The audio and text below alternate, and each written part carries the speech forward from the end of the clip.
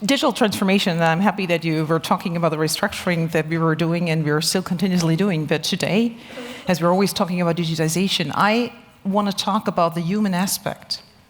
Because I think what's the tendency is that we always talk about technology, the advancement, disruption, and what actually is feasible. But we're kind of like forgetting that after all, it only can work if there's humans behind it. So think about the future. What's your guess? Who's better in predicting the future? Human beings or technology? Human beings or technology? Both?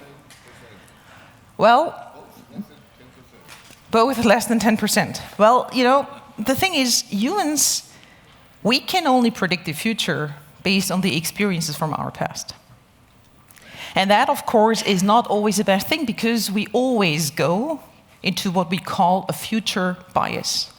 We always come from the past and we say, and you all know that, it's like, no, we cannot try that, we have always done it like that, and we tried it already, and that doesn't work, and that doesn't work. So we really have to think about what can we do. And machines and technology, they can, if they're coded well, be much more neutral about predicting the future. So the point is, when we're looking back, there had been quite a lot of clever people that said things that today seem to be totally weird. So in '79, Ian Sharp, and at least many of you might remember, right, in school we all had that little calculator from Sharp. He said, email is a totally unsellable product. It's true.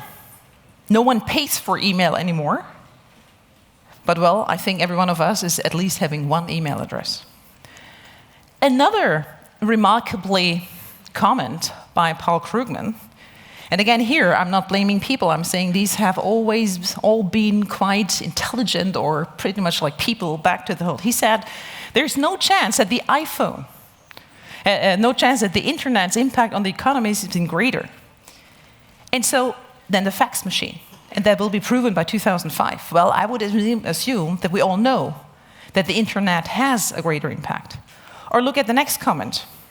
Steve Ballmer used to be the CEO of Microsoft. He said there's no chance that the iPhone is going to have any significant market share, because he did not believe that anyone would pay more than $500 for a smartphone. Well, now I can ask you, how many iPhones or alike do you have in your family? Right? And if I'm seeing around 10-year-old kids that actually have the newest version of it, we kind of like have an idea.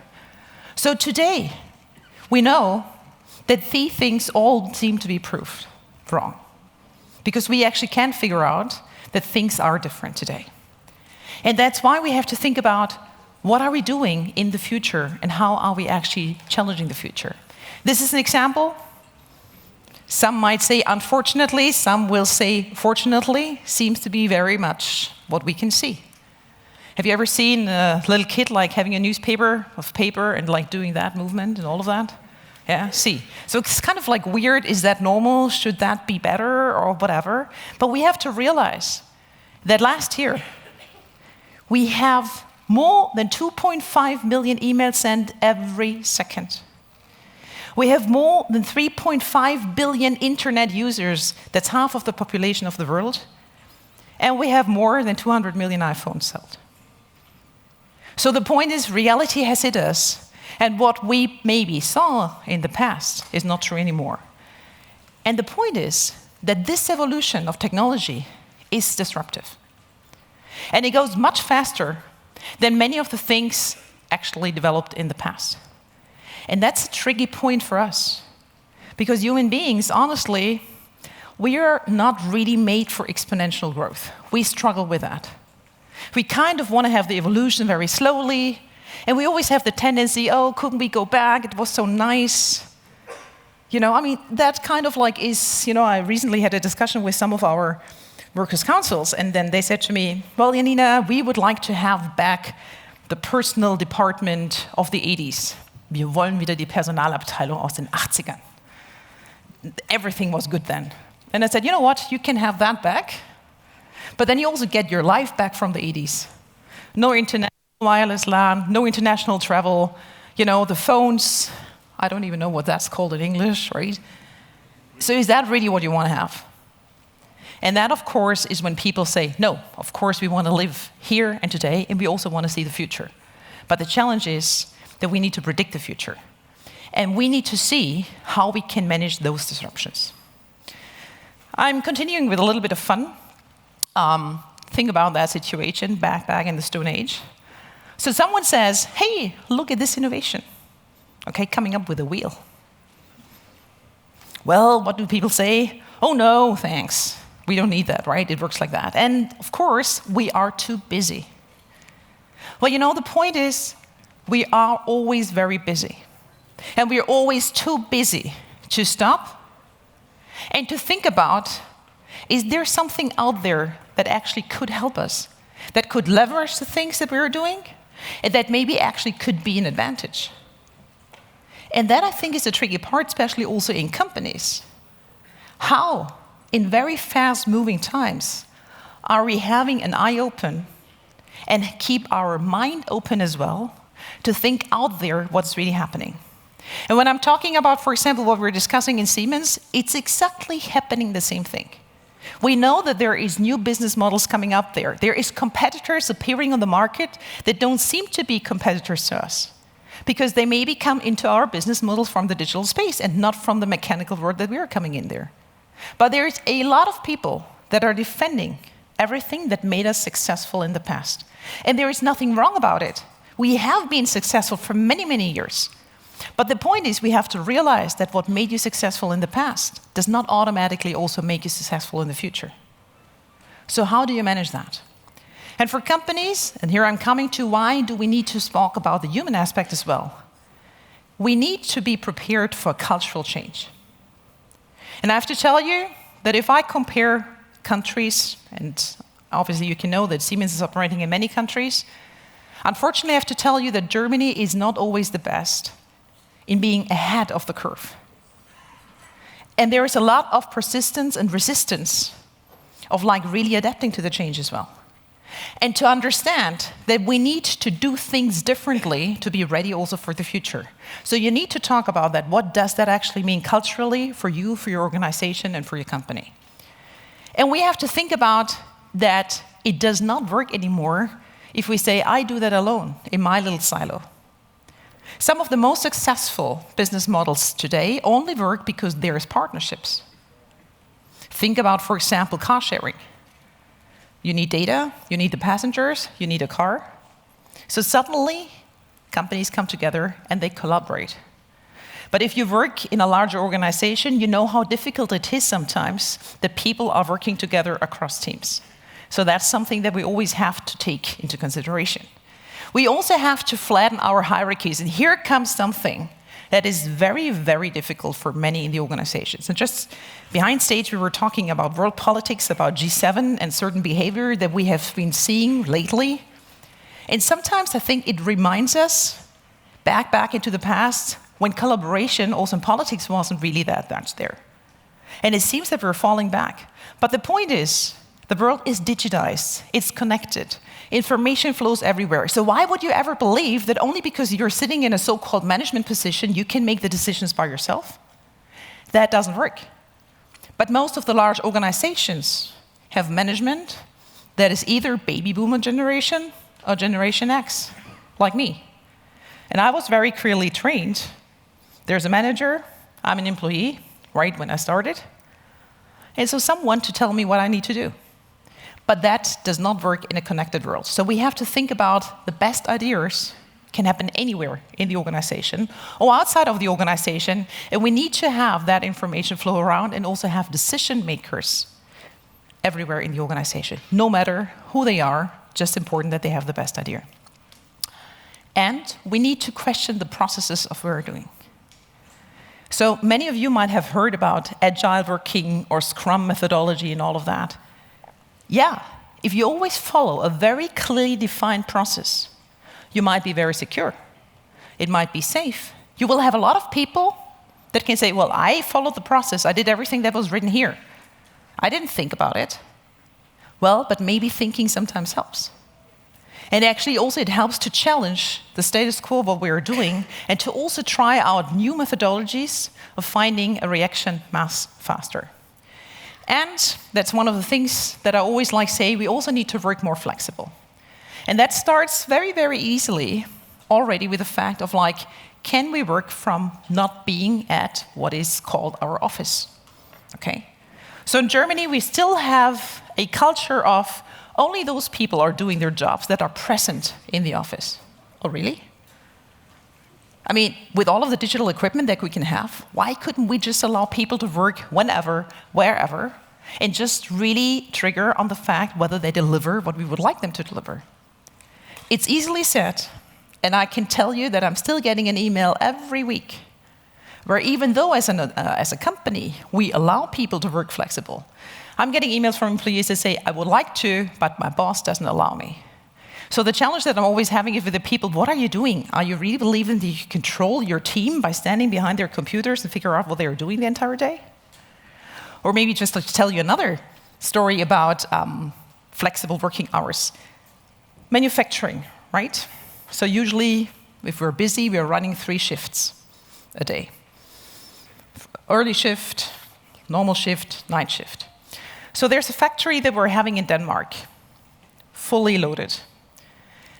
Which is the shift, what do you think, that we cannot find people for? It's an area where there's full employment, right? So everyone can get a job. What's the shift where you think we don't find people that want to work? The normal one? What is the normal one? The early one or? Day shift. The day shift. Yeah, we don't find people from 3 p.m. till 10 p.m. And you know why? Because in Denmark, it's culturally accepted that everyone takes care about the family and about the children when they come back from school. So we could work more. We would have enough to do. But people very clearly tell us, if you force me to work in the afternoon shift, I'm quitting. So flexibility also there.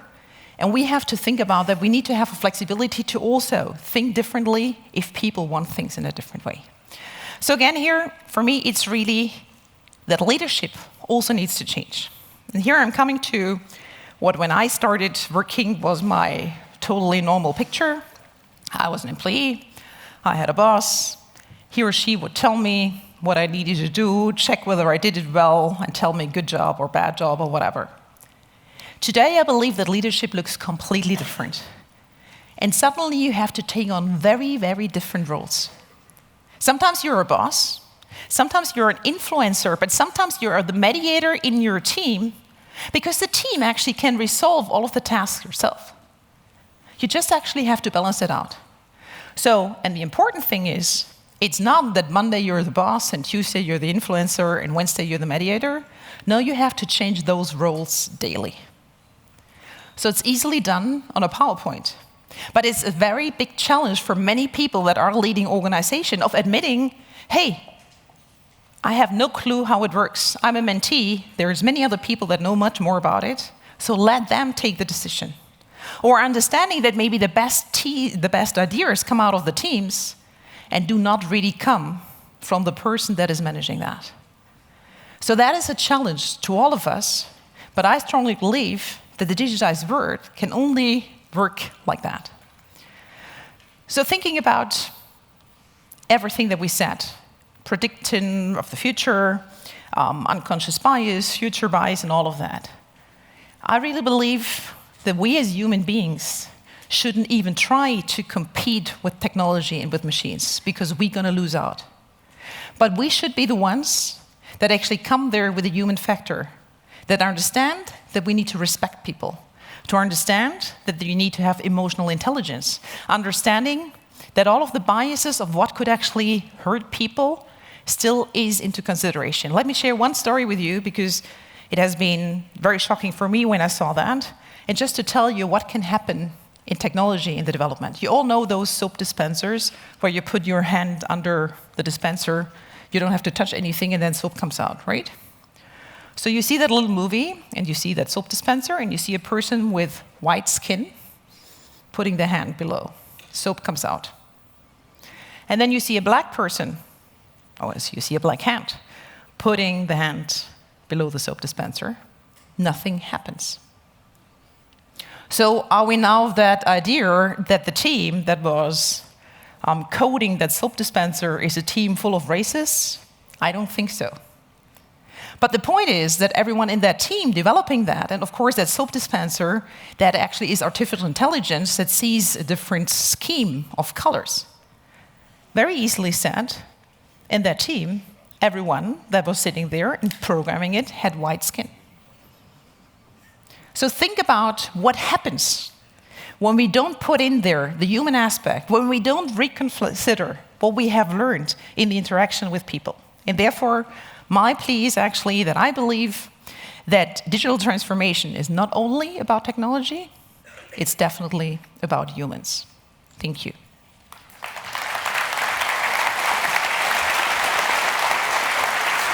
Vielen Dank. Tatsächlich ist es so, dass jeder auch sich übersetzen lassen kann, was wir so sagen. But let's say in English, of course. That's the harder part, right? To reach out to the human workforce of your company and transform the skills and all the knowledge into this new world rather than technology. That's easier, right? Well, technology is like if you have come up with a new version of a product, of a new technology, it's there. Switch it on. But changing the human behavior is very difficult, and I think we all know that ourselves, right? I mean, think about what you're always discussing back home with your children or with your spouse or whatever, and when they are asking us to do it differently, well, I mean, you know, it takes for ages, and you say it's 2 million times, and still it doesn't change. So that's why human behavior is much more difficult to change. When I first got a job where I had a team of people working together with me, being the boss, Bruce Chizen, the former CEO of Adobe, told me, well, Carsten, I knew him for years. One advice: you can never over-communicate. That's true, right? It's true, right? But the day only has 24 hours. Right. But it can be exhausting. But I mean, you won't reach this heart you put on the screen without that. Well, you know, priorly, you know, someone spoke about like video instead of like only reading things. And I'm not having a plaidoyer now for not reading books anymore. But on the other hand, I think there is several ways of like also bringing a little bit of passion and empathy with it. And I think you can also see that in social media in two ways. I mean, to the negative extent, but also to the positive extent. So it will never replace it. But I think you can work on it and you can actually create those communities as well. Right. Janina Kugel, meine Damen und Herren, vielen Dank. Danke. Vielen Dank. Tschüss.